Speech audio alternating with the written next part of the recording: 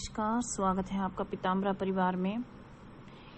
एक पर्सन है राजकुमार, उनका नाम है। पूरा डिटेल तो हम नहीं बताएंगे। उनका बहुत समय पहले मुझे कॉल आया था और उन्होंने कहा कि मैंने देवलोक की यात्रा की है और देवी देवताओं से कुछ गुप्त वार्तालाप भी हुआ है और उन्होंने अपने कुछ एक्सपीरियंस मेरे साथ शेयर भी किए। तो उनका एक प्रश्न था कि किसी देव ने उनसे कहा कि मुझे गरीब भक्त अधिक प्रिय हैं, ऐसा क्यों? या गरीब भक्त मुझे ज़्यादा प्रिय हैं, ऐसा क्यों? उन्होंने हमसे प्रश्न पूछा, क्योंकि वो ये बात समझ नहीं पाए कि जो देव हैं उनको सबसे गरीब भक्त क्यों अच्छे लगते हैं या क्यों उनको प्रिय हैं। क्योंकि वार्तालाप में जब देवलोक यात्रा उन्होंने की तो वार्तालाप में उन्होंने जब उनकी बात हुई देवी देवताओं से, तो किसी देव ने उनसे कहा था कि मुझे गरीब भक्त सबसे ज़्यादा प्रिय हैं अमीर की अपेक्षा। तो उन्होंने फ़ोन पे ये क्वेश्चन हमसे पूछा था कि ऐसा क्यों। तो आज हम इसी प्रश्न का उत्तर देंगे।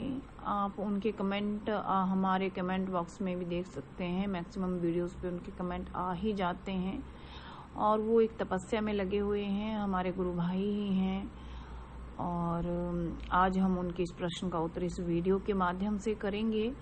अगर आपको यह वीडियो अच्छा लगे तो लाइक भी कर सकते हैं और जिनको अच्छा ना लगे वो डिसलाइक भी कर सकते हैं, क्योंकि जो ये बातें हैं, जो ये रहस्य हैं, जो हम छोटी छोटी बातों में, छोटे छोटे वीडियोस में आप सभी के साथ शेयर करते हैं, ये समझना सबके बस की बात नहीं है। क्योंकि जो मूर्ख इंसान की जो दुष्ट बुद्धि है वो उन्हें अलाउ नहीं करती इन रहस्यों को समझने के लिए। आप एक बात पे अगर ध्यान देंगे तो देखेंगे कि हमारे जो धार्मिक ग्रंथ हैं उनमें जिन बातों का जिक्र हजारों साल पहले, लाखों साल पहले या 500 साल पहले किया जा चुका है, आज साइंस वहां तक भी नहीं पहुंच पाई है।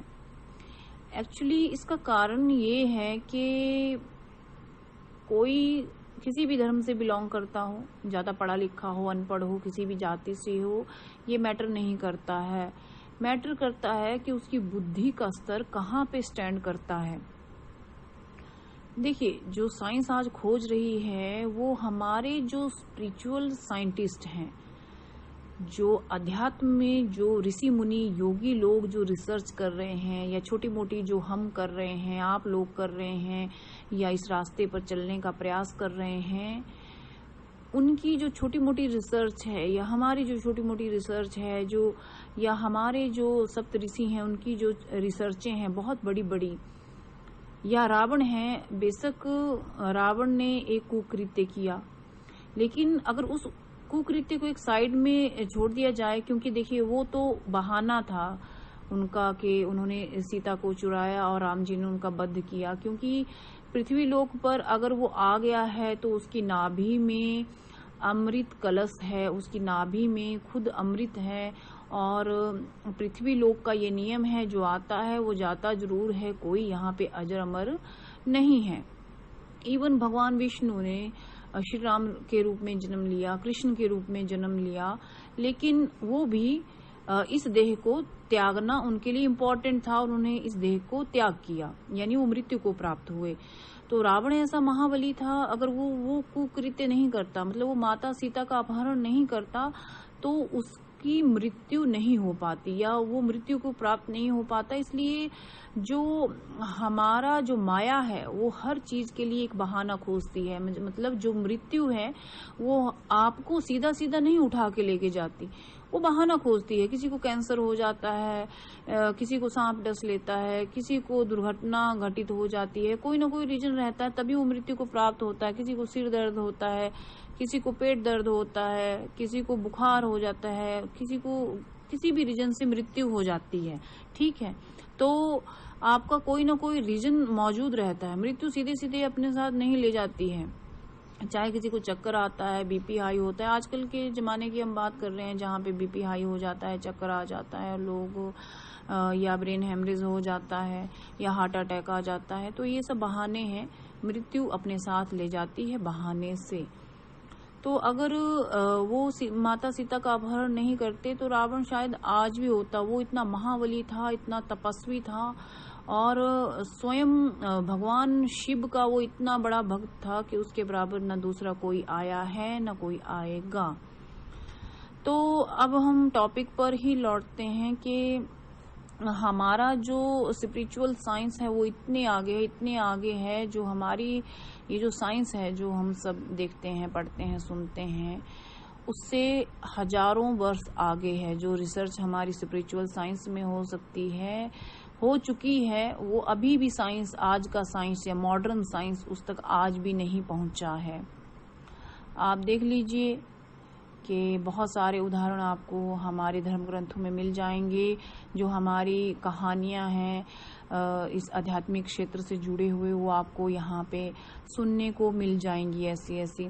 कोई विश्वास करे ना करे, देखिए किसी को मजबूर नहीं किया जा सकता कि इसके ऊपर विश्वास करे। सब कुछ है, यही है, कैसे देखना है, कैसे सुनना है, वो आप अपनी सामर्थ्य अनुसार ही कर सकते हैं। और वैसे भी जो लोग दुष्ट बुद्धि हैं, मूर्ख बुद्धि हैं, उन्हें ये सारी चीजें हजम नहीं हो सकती हैं, क्योंकि उन्हें पता ही नहीं है कि दुनिया में क्या है, किधर को है।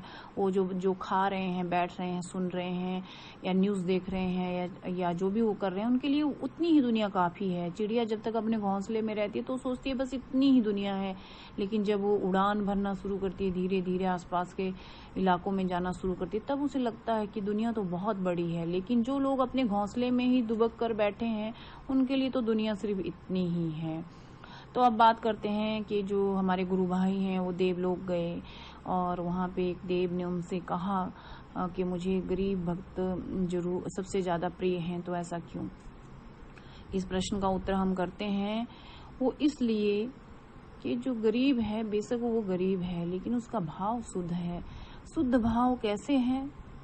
देखिए, कोई अमीर है, एक करोड़पति को हम ले लेते हैं कि ए नाम का कोई करोड़पति है, वो हजारों लाखों रुपए मंदिर में अर्पित करता है, सोने के आभूषण अर्पित करता है, फल मेवे मिठाई ना जाने क्या क्या अर्पित करता है, लेकिन वो अपनी जो संपत्ति है उसका वो 25% या 30% या मान लो 50% ही अर्पित करता है, या 5% अर्पित करता है। चलो वो भी छोड़ दो, लेकिन वो केवल वो प्रॉपर्टी का वो हिस्सा या अपनी जो कमाई का वो हिस्सा अर्पित करता है जो उसको नहीं चाहिए। और वो इस भाव से अर्पित करता है कि आज दान दूंगा तो अगले जन्म मुझे 4 गुना मिलेगा, 5 गुना मिलेगा, और मैं जो दान कर रहा हूँ उसे दुनिया देख रही है कि मैंने हजारों दान किया, मैंने लाखों दान किया, मैंने भंडारा करवा दिया, मैंने ये कर दिया, मैंने मंदिर बनवा दिया। तो इससे उसे आत्म संतुष्टि मिलती है, उसके घमंड है उसमें वृद्धि होती है कि मैंने ये कर दिया, मैंने वो कर दिया, और सबने देखा, और ये मुझे अगले जन्म 4 गुना, 5 गुना, 100 गुना, 1000 गुना मिलेगा। क्योंकि दान के रूप में ये मान्यता है कि अगर आज आप 1 रुपए दान देंगे, अगले जन्म आपको वो 100 गुना मिलेगा। तो कई लोग इस लालच बस ही दान करते हैं, लेकिन उसमें श्रद्धा भाव, भक्ति, प्रेम ये नहीं रहता है। अब आप बात करते हैं कोई बी नाम का पर्सन है जो गरीब है।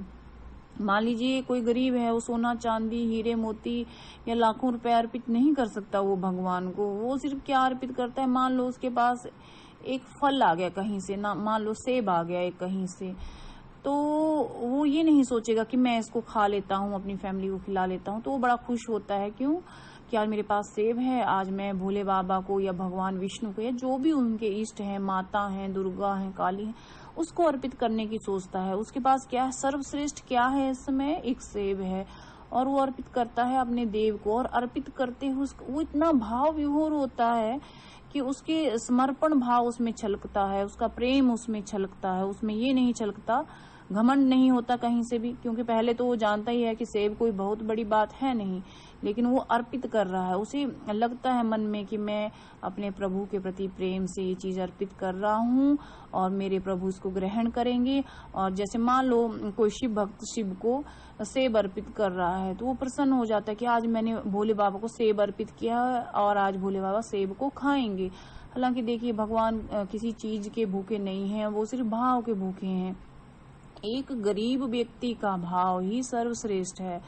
क्योंकि ना वो उसके बदले में ये सोच रहा है कि आज एक सेब भगवान को दूंगा, अगले जन्म मुझे 100 सेब मिलेंगे, ऐसा भी नहीं उसके मन में है। उसके मन में सिर्फ इतना है कि आज मैं अपने प्रभु को ये सेब अर्पित करूंगा और आज मेरे प्रभु ये सेब ग्रहण करेंगे। और भगवान क्या है, भगवान तो देखिए कच्ची डोर से बंधे चले आते हैं। जब वो एक सेब अर्पित करेगा तो भगवान को उसका भोग लगाना ही पड़ेगा, और भगवान मजबूर हैं प्रेम के आगे, हाथ जोड़े समर्पण भाव से खड़े हैं, क्योंकि प्रेम की डोर ही सिर्फ ऐसी है जो देवलोक से देवताओं को खींच लाती है। आप कितने ही यज्ञ करा लो, लाखों करोड़ों रुपए दान कर दो, लेकिन उसमें अगर भाव नहीं है, प्रेम नहीं है, श्रद्धा नहीं है, तो वो सब बेकार है।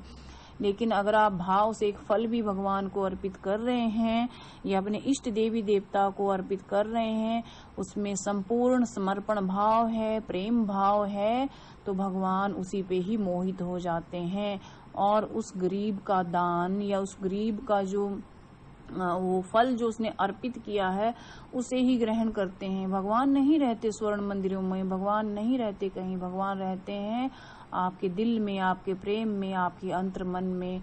भगवान तो वहीं आ जाते हैं जहां आप बुलाते हैं, चाहे आप झोंपड़े में रहें, चाहे महल में रहें। भगवान को प्रिय है वो फल जो आप प्रेम से देते हैं। तभी तो भगवान शिव की हम यहाँ बात करेंगे। भगवान शिव को क्या प्रिय है? भगवान शिव नहीं कहते मुझे स्वर्ण मंदिर में रहना है, मेरे लिए बड़े बड़े मंदिर बनवाओ, नहीं। भगवान शिव एक साधारण मंदिर में ही रहते हैं। साधारण मंदिर या आप शिवलिंग कहीं बाहर भी स्थापित कर देंगे, भगवान वहां भी वास करते हैं। कैसे? उन्हें प्रिय है सिर्फ आपका भक्ति भाव। अगर आप बेल पत्र भी प्रेम से भगवान शिव को अर्पित कर रहे हैं तो उसी में वो भाव विभोर है, उसी में ही प्रसन्न है। अगर आप भगवान शिव को कुछ ना चढ़ा पाए तो मात्र जल धारा ही लगा दें, वो उस जल धारा में ही प्रसन्न है। भगवान प्रेम चाहते हैं और एक गरीब व्यक्ति पूर्ण समर्पण भाव से प्रेम करता है, चाहे वो गरीब हम हैं, आप हैं, कोई है। तभी तो हम अपने हर वीडियोस में कहते हैं कि आपको जरूरत है भक्ति भाव की, आपको जरूरत है प्रेम की, आपको बाकी किसी चीज की जरूरत नहीं है। ये आप भूल जाओ कि आप लाखों दान करेंगे या कुछ भी दान करेंगे तो ही भाव में भगवान बसते हैं। ये दान में भगवान नहीं बसते। दान करना है तो किसी गरीब को भोजन खिलाइए, किसी गरीब की भूख मिटाइए, अन्न दान कीजिए। अन्न दान महादान है, स्वर्ण दान दान नहीं है, अन्न दान महादान है। आप एक गरीब के मुंह में एक निवाला भी खिलाएंगे तो वो भी आपको करोड़ों गुना फल देने वाला हो जाएगा। अन्न दान महादान है, करना है तो हमेशा अन्न दान कीजिए, गरीबों की मदद कीजिए। हालांकि देखिए लोग करोड़ों रुपए मंदिरों में अर्पित कर देते हैं। अरे भगवान कहाँ मंदिरों में रहते हैं, भगवान तो देवलोक में रहते हैं। अगर आप किसी गरीब को सेवा करेंगे, दान देंगे, अन्न उसको दान में देंगे, किसी गरीब का स्तन ढकेंगे तो भगवान उसी में रीझ जाते हैं। जितना दान आप इधर उधर करते हैं उतना दान आप गरीबों को करके देखिए, किसी की आत्मा की संतुष्टि करके देखिए, आपको भगवान साक्षात खड़े नजर आएंगे। इस वीडियो में बस इतना ही। नमस्कार।